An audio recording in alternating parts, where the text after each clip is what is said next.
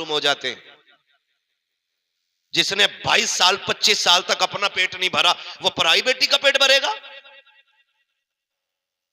क्या करेगा फिर? ये चोरियां, जेबें काटेगा, झूठ सच बोल के लाएगा इधर उधर से?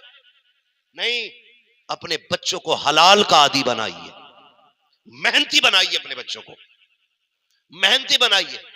इसलिए कि हुजूर की हदीस है, जो मेहनत करता है अल्लाह उसे अता फरमा दिया करता है।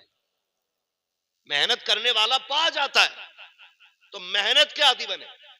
तो कह रही 12 साल तक सुधर जाएगा, खुद ही ठीक हो जाएगा। अभी देखा ही क्या लल्ला ने। हाँ, तब देखेगा जब पुलिस घर पे खड़ी होगी, तब अब्बा भी देख लेंगे और अम्मा भी देख लेंगे। इसलिए तरबियत आप अपने बच्चों की करें। तरबियत असल होती है। होता क्या है, बच्चे स्कूल जाते हैं, अल्लाह करे हम सबको बच्चों को पढ़ाने का शौक पैदा हो जाए। आमीन। पढ़ाना बहुत जरूरी है बच्चों को। अब तोप का दौर नहीं है, तलवार का दौर नहीं है, बम बारूद का दौर नहीं है, अब कलम का दौर है। कलम का दौर है। और ये सोच के ना पढ़ें कि हमें नौकरी करनी है, ये सोच के पढ़ें कि हमें इल्म सीखना है। नौकरी हो ना हो, अगर तालीम आपके पास होगी ना, तो बड़े से बड़ा अधिकारी भी आपसे तहजीब के साथ बात करेगा। क्या बात है, सुभान अल्लाह। इसलिए तालीम जरूरी है। तालीम जरूरी है। आप अपना तारुफ कराने के लिए तालीम वाले बने। और जो तालीम याफ्ता लोग होते हैं ना, उनके जीने का भी तरीका अलग होता है, उनकी जिंदगी के उसूल अलग होते हैं, क्योंकि पढ़े लिखे वो। समझ रहे मेरी बात? इसलिए पढ़ाई पे ज्यादा से जोर करें, लेकिन सबसे पहले हुजूर से इश्क करना है। क्या बात है। सबसे पहले हुजूर से इश्क करना है। सुबह अम्मा उठी, बच्चों को तैयार किया, तैयार करने के बाद गाड़ी का इंतजार है आने का बाहर, और उस बीच में टिफिन भी तैयार करना अम्मी को। माँ कहती है बेटे 20 मिनट लगेंगे, तू बैठ जा थोड़ी देर। बच्चा रो के कहता मैं क्या करूं? अम्मा मोबाइल दे देती है कि ले, जब तुम गेम खेल तब तक मैं तेरा टिफिन तैयार कर रही हूं, तब तक मोबाइल चला, जब तक गाड़ी आ रही है, ये ले मोबाइल, तब तक मैं तेरा बस्ता उठा के लाती हूं। मेरी बहन ये ना कर, अल्लाह तौफीक देना तो उस 10 मिनट में बच्चों के हाथ में 10 दानों की तस्बीह दो। क्या सुन, जब तक मैं नाश्ता बना रही हूं, तू 10 बार मेरे महबूब पे दरूद पढ़ के सुना दे। बेशक, सुभान अल्लाह। ये आप तालीम देना शुरू करें अपने बच्चों को। 22 साल का हो गया, दुआ इब्राहिम याद नहीं है। हाँ? सारे ही जाते हैं ना मस्जिद में? जाते हैं कि नहीं भाई मस्जिद में? नाराज ना हो भाई, नाराज ना हो, बातें मीठी कर रहा हूं मैं, इतनी कड़वी भी नहीं बोल रहा हूं कि आप नाराज होकर बैठ जाएं। और बैठोगे भी तो मेरा क्या कर लोगे? दुनिया रूठे तो रूठे, मदीने वाला ना रूठे। सीधी बात है अपनी। तो जाते हैं ना मस्जिद में? जाते तो दुरूद पाक, जो मस्जिद में जाने के आदी होते हैं, कम से कम उन्हें दुरूद पाक याद होता है, इसलिए कि नमाज में हुजूर पे दुरूद पढ़ना पड़ता है। तो ये दुरूद एक ऐसा अमल है जो बंदे को अल्लाह और उसके रसूल के करीब कर देता है। आप अपने बच्चों को दुरूद का आदी बनाइए, दुरूद का आदी बनाइए। एक बुजुर्ग हैं, फरमाने लगे मैं एक दिन जंगल में फंस गया। जंगल में कहते मैं रास्ता भटक गया और मुझे जंगल से निकलने का रास्ता नहीं मिल रहा था। आज जैसा सिस्टम नहीं था, मैप लगाओ जिधर चाहो चल दो। आज इंटरनेट का दौर है, वो दौर इंटरनेट का नहीं था। कहने लगे हम जंगल में फंस गए, भूख भी लगी थी, प्यास भी लगी थी। कहने लगे रास्ता नहीं मिला ना, मैंने हुजूर पे दुरूद पढ़ना शुरू कर दिया। क्या बात है, सुभान अल्लाह। मैंने हुजूर पे दुरूद पढ़ना शुरू कर दिया। कहते दुरूद पढ़ते पढ़ते अल्लाह ने मुझे रास्ता अता फरमा दिया। कहते जब रास्ता मिला ना, मुझे प्यास लगी थी, मैंने कहा पानी किधर मिलेगा? कहते एक बस्ती की तरफ मैं गया, मैंने चंद घर देखे, मुझे लगा यहां कुआं होगा। उस वक्त पानी इतनी कसरत से नहीं था जितना आज है। अल्लाह माफ करे, आज तो हर घर के अंदर समर है, मोटर है, टंकी है, पाइप है, नल है, और पानी की इतनी फजूल खर्ची होती है कि टोटी खुली है तो फिर खुली है, समर चल रहा तो चल रहा। ये हालात हमारे। ओ भाई हम मुसलमान हैं, हम मुसलमान हैं। जमीन पे इसका बिल आए ना आए, कयामत में इसका बिल आना है, कयामत में इसका बिल आना है। महबूब ने फरमाया था फजूल खर्ची से बचना। इसलिए कि फजूल खर्ची करने वाला शैतान का दोस्त होता है। तो कभी भी पानी जायद खर्च नहीं करना।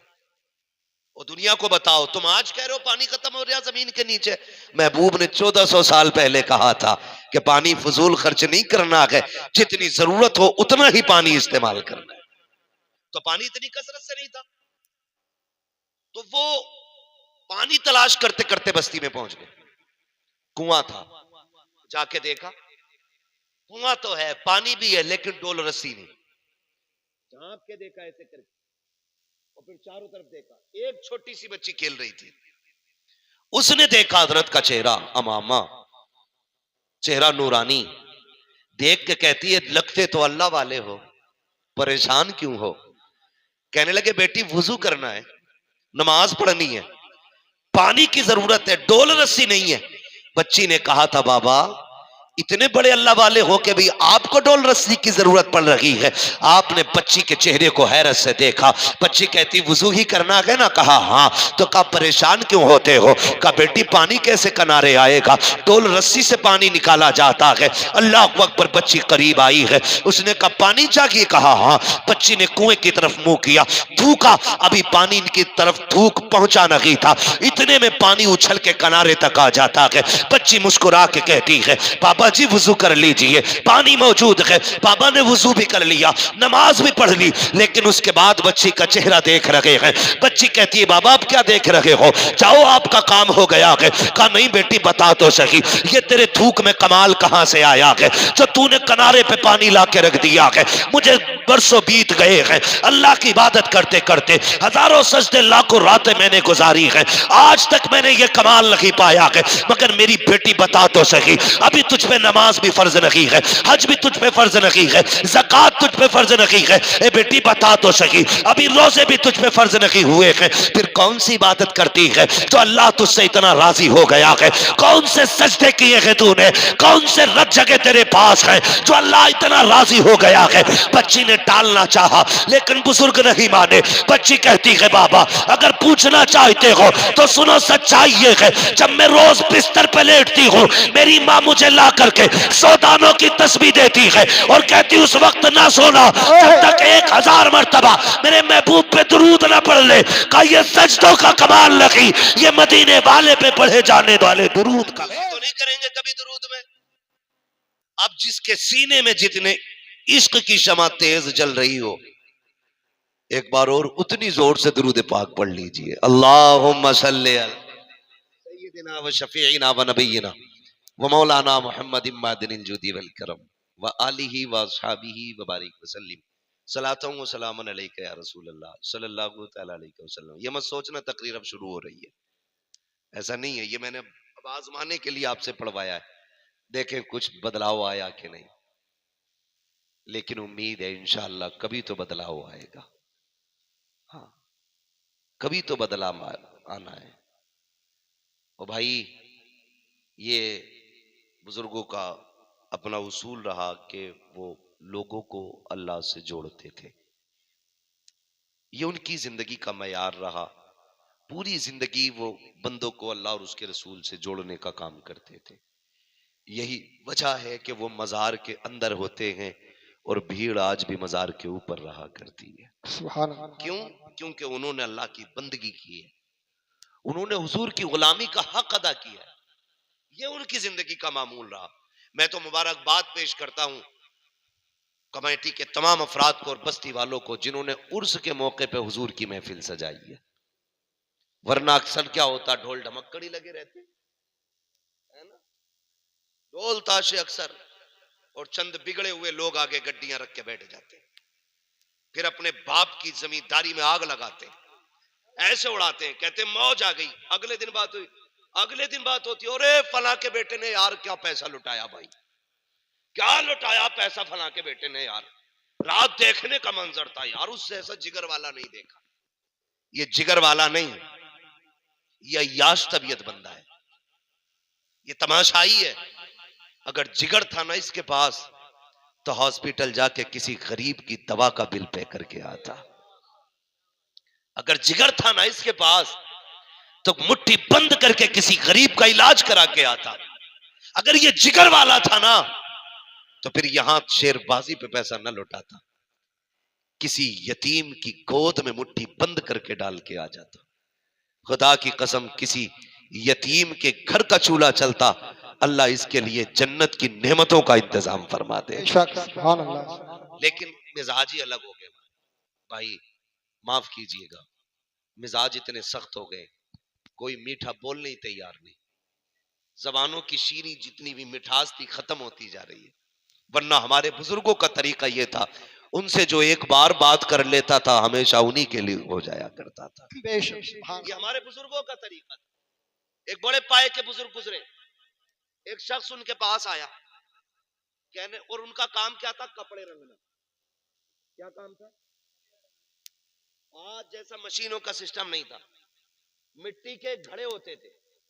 मिट्टी के घड़े देखे ना, आज भी कहीं कहीं गर्मियों में पानी पिया जाता उनके अंदर।